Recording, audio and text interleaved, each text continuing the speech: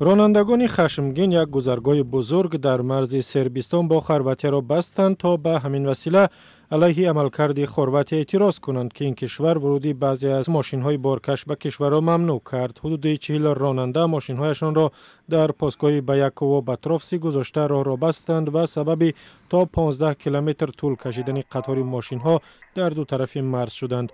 خرواتیا روز 22 سپتامبر محدودیت ورود ماشین‌های بارکش از سربستان را سبکتر کرد، ولی هنوز هم ماشین‌هایی که بارشان ویران نمی‌شوند حق ندارند به قلمرو خرواتیا وارد شوند.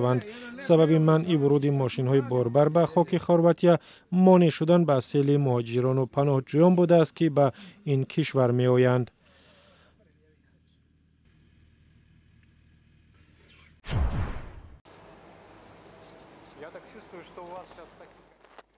در آستانه افتتاح بزرگترین مسجد شهر مسکو به خبرنگاران رادیو آزادی روز 22 سپتامبر اجازه دادند داخل این مسجد 170 میلیون دلاری را به نوار بگیرند.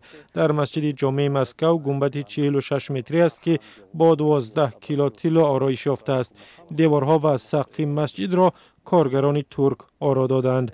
در این مسجد تا 10,000 نفر می توانند نماز بگذارند و آن را در جای مسجد کهنه بنا کردند که سال 2011 از بین برده شد.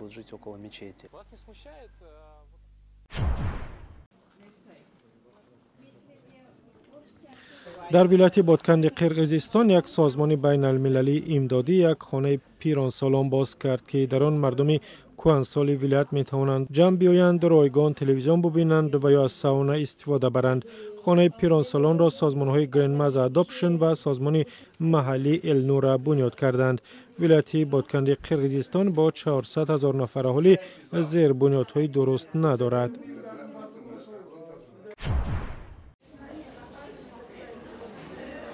در شهر تیفلیس پایتخت گرجستان قالین‌های سنتی آذری را به نمایش گذاشتند.